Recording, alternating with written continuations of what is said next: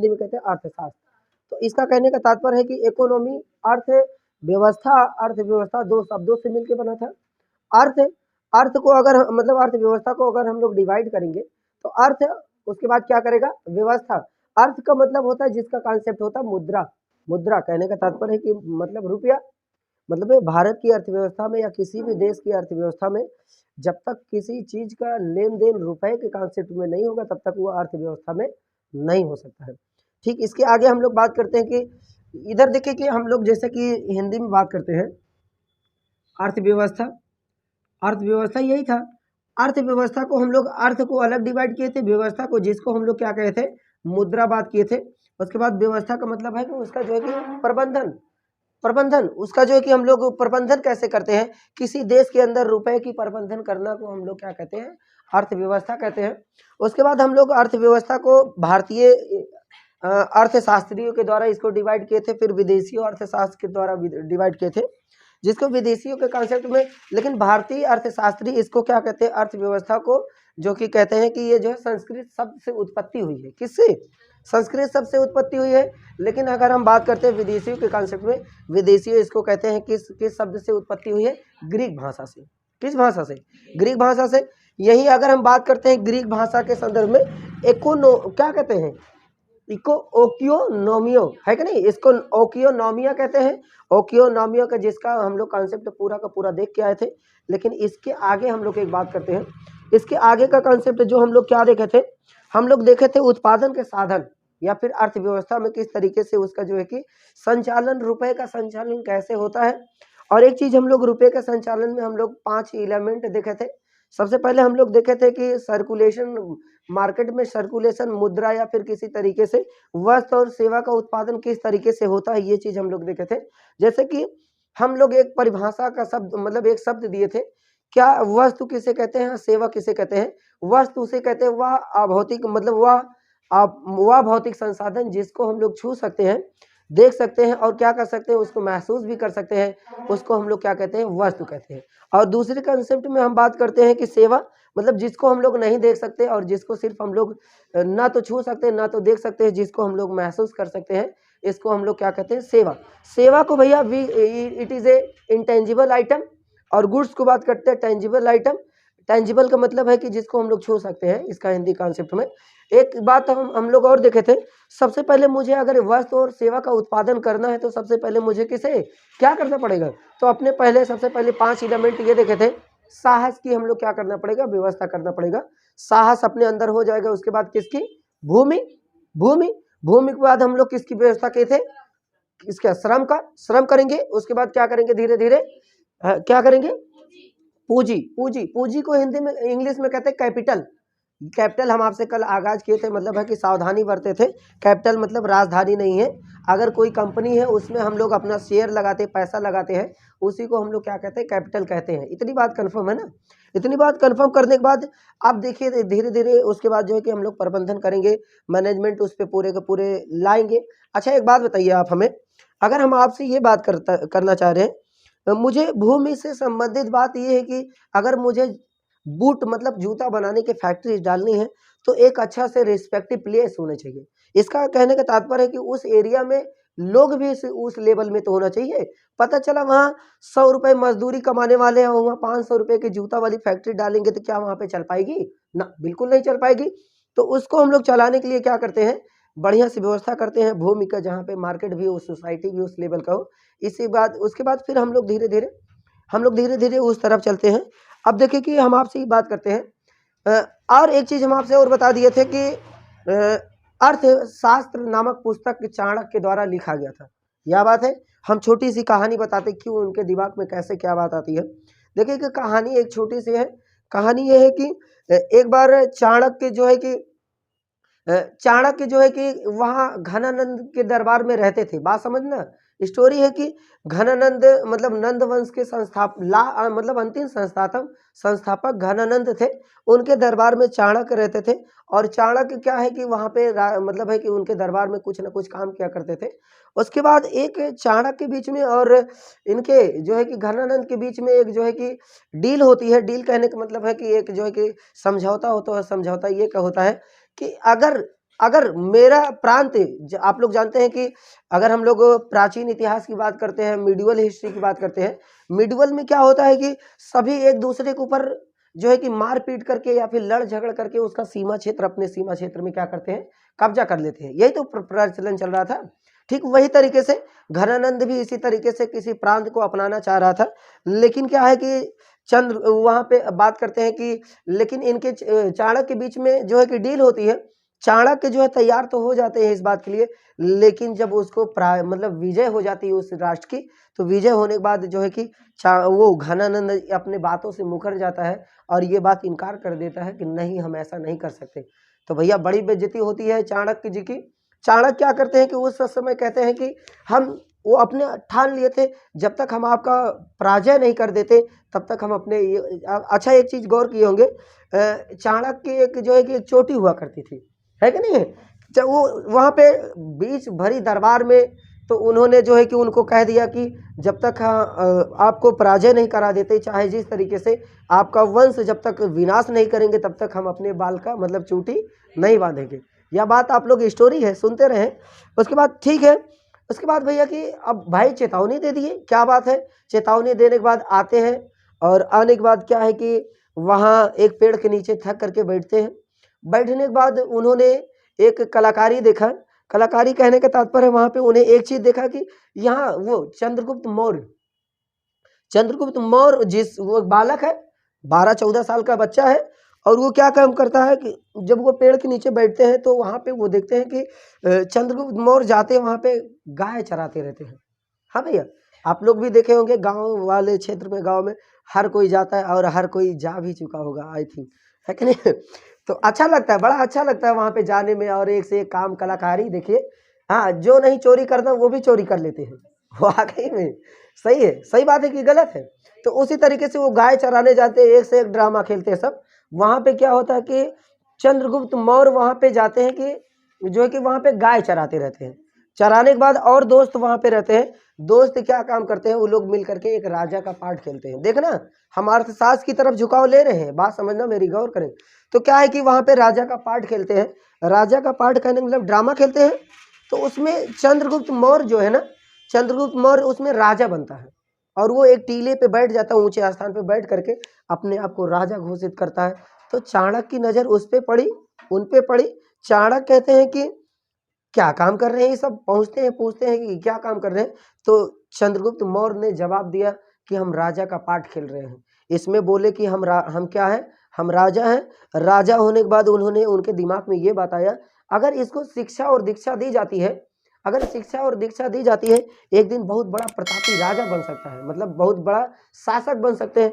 तो भैया क्या होता है कि उसको उनको अपने जो है कि कुटी में या फिर जहाँ पे उनका एक ठहरने का स्थान है वहाँ पे ले जा करके उनको शिक्षा और दीक्षा देते हैं। और शिक्षा और दीक्षा देने के बाद भैया कि लास्ट में जब तैयार कर दिए उनको उस लेवल में, और वो क्या होता है कि उनको ले जाते हैं वहाँ घनानंद के दरबार में। भैया इतनी घमासान युद्ध हुआ कि आखिर में अंततः घनानंद का विजय, मतलब है विजय नहीं, पराजय होता है, और विजय चंद्रगुप्त मौर्य।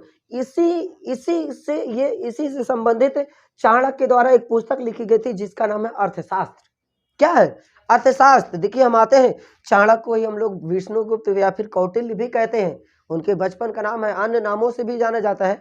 तो उनके द्वारा अर्थशास्त्र नामक क्या लिखा गया, पुस्तक लिखा गया। अर्थशास्त्र नामक पुस्तक लिखने के बाद जिसका संबंध राजनीति से था, जिसका संबंध किससे था, राजनीति से था। अभी कल हम आपसे बता करके आए हैं, 2 भाग में डिवाइड किए थे, है कि नहीं। कुछ परसेंट इधर था, राजनीति के संदर्भ में ज्यादा परसेंटेज था, उधर के संदर्भ में 4% था। आप लोग देखे थे कि नहीं, इधर 96% राजनीति। देखिए कि अब हम लोग अब आते हैं आगे, हम लोग बात करते हैं कि उसके आगे का मैटर ये है। और एक बात और आपसे ये भी बताते मतलब है कि ये आधुनिक भारत के पिता कौन है, आधुनिक अर्थशास्त्र के पिता कौन है, कौन था, एडम स्मिथ। देखिए कि एडम स्मिथ के बाद हम आपसे एक चीज और जिक्र करना चाह रहे हैं। देखिए कि अब हम लोग देखिए कि एक जो है कि इसी पुस्तक में 7 वो दिया गया, मतलब है कि 7 के रूल इसमें बात फॉलो किया गया है। 7 के कहने का तात्पर्य हम आपसे ये बता रहे हैं। 7 में देखिए कि जिसको सप्तांग सिद्धांत कहते हैं, इसी पुस्तक में लिखा क्या लिखा गया है, सप्तांग सिद्धांत कहते हैं। पहला पॉइंट इसमें राजा, पहला पॉइंट इसमें सप्तांग मतलब 7 प्रकार से इसमें शब्द जोड़े गए थे। एक पहला शब्द है राजा, दूसरा शब्द है आमर्त, आमर्त आमर्त जिसको हम लोग कहते हैं मंत्री, मंत्री। देखिए 7 शब्दों पे पूरा का पूरा अर्थशास्त्र पूरा घेरा फिरा है। उसके बाद एक है दुर्ग होता है, दुर्ग के बाद एक तीसरा पॉइंट है, अगला पॉइंट है कोष और दंड, और क्या है कि सुदृष्ट मतलब मित्र। ये 7 शब्द ऐसे शब्द हैं जिसके ऊपर पूरा का पूरा 7, इसी को हम लोग सप्तांक कहते हैं। इसी अर्थशास्त्र के बुक में यही सातों का उल्लेख है। किसी भी देश को चलाने के लिए इतनी चीज की जरूरत पड़ती है, किसी भी देश को चलाने के लिए, राजनीति करने के लिए इसी की क्या करते हैं, इसी की जरूरत पड़ती है। चलिए हम लोग थोड़ा से आगे बढ़ते हैं, आगे बढ़ते हैं। एक स्कॉटलैंड स्थान सुने होंगे आप लोग, देश का नाम क्या है, स्कॉटलैंड। स्कॉटलैंड के ही एक प्रसिद्ध अर्थशास्त्री हुआ करते थे जिसका नाम है एडम स्मिथ, जिसका नाम क्या है, एडम स्मिथ, एडम स्मिथ।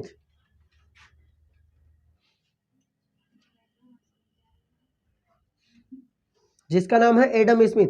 ये कहाँ के रहने वाले थे, ये भैया स्कॉटलैंड, स्कॉटलैंड, स्कॉटलैंड है ना, स्कॉटलैंड है। स्कॉटलैंड मतलब है कि ये एक देश है, इस देश के ये व्यक्ति है एडम स्मिथ।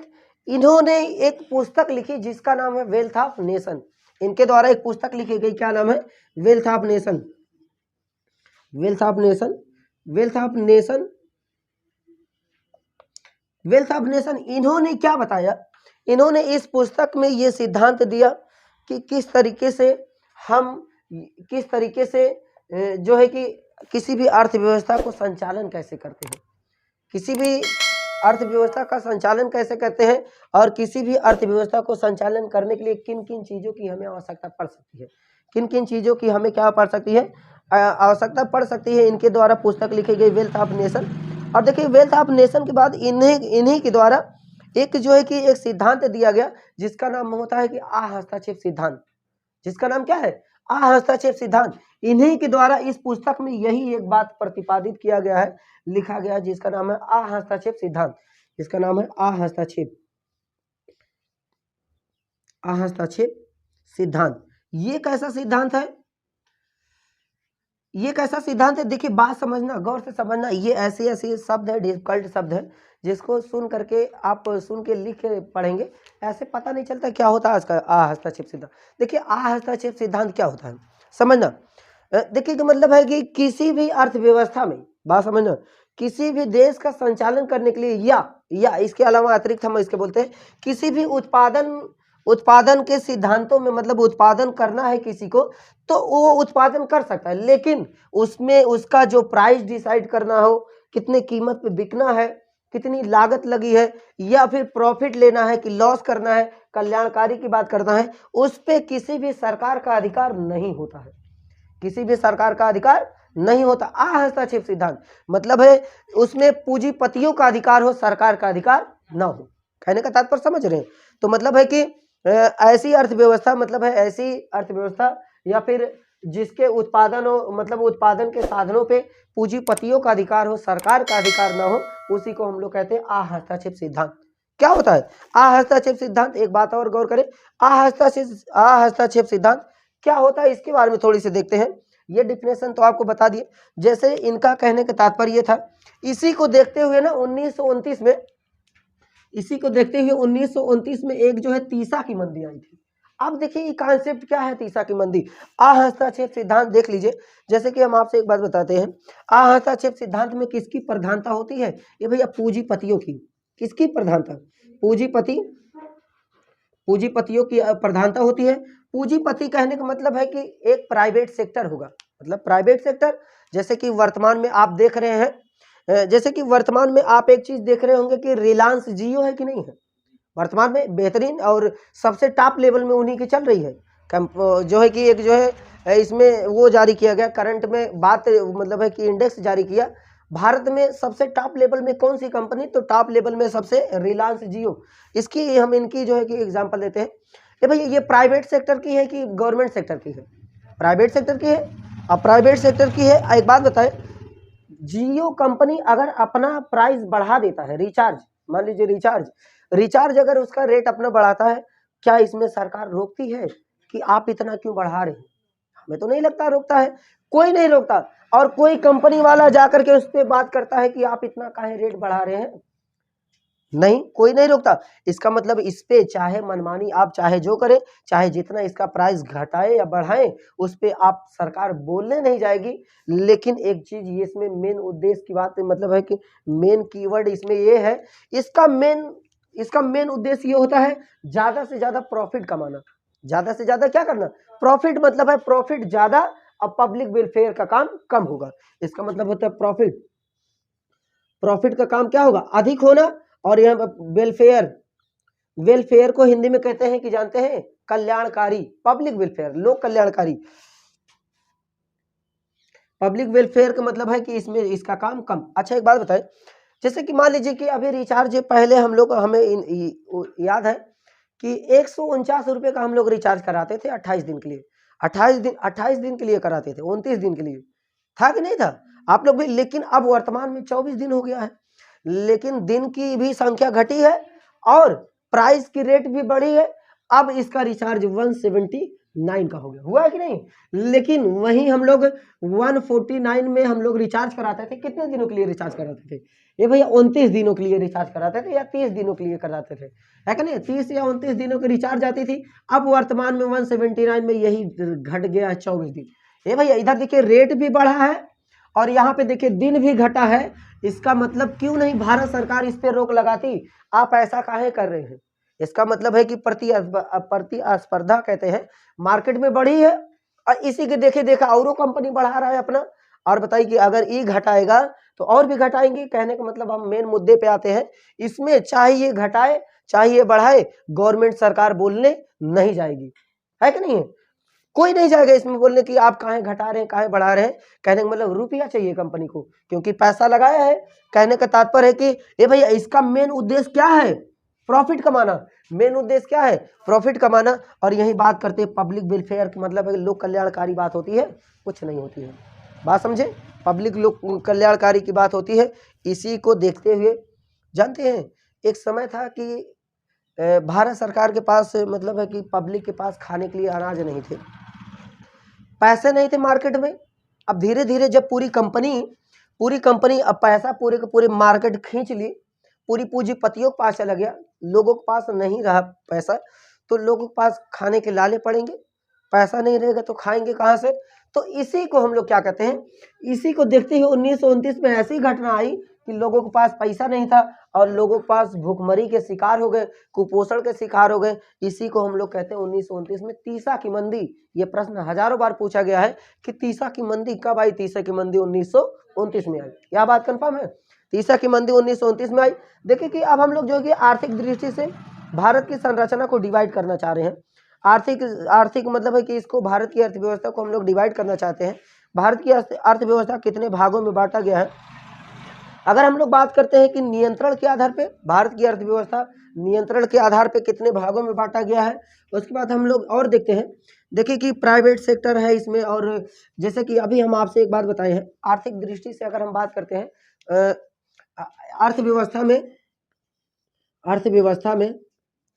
अर्थव्यवस्था को कितने भागों में बांटा गया है, इसको जो है कि दो भागों में बांट देते हैं।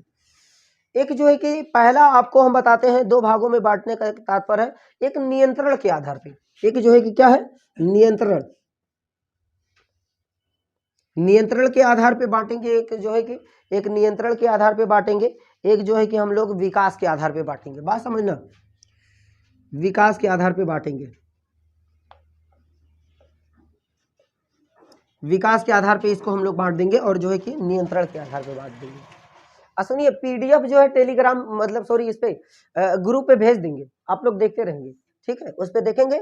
और हम लोग यहाँ पे कॉन्सेप्ट सीख रहे हैं जिससे हम लोग का सिलेबस भी बढ़े और लिखाने का कॉन्सेप्ट भी लिखाते रहेंगे जहां तक उम्मीद है। देखिए नियंत्रण के आधार पे हम आपसे एक बात बताते हैं, भारत की अर्थव्यवस्था को 3 भागों में बांटा गया है, समझना, भारत की अर्थव्यवस्था को 3 भागों में बांटा गया है, जिसको हम लोग कहते हैं पूंजीवादी अर्थव्यवस्था। क्या कहते हैं, पहला क्या है कि कहाँ कुछ गलत हो गया क्या, चलिए ठीक है, नियंत्रण, सॉरी अब सही है। अब एक बात बताइए कि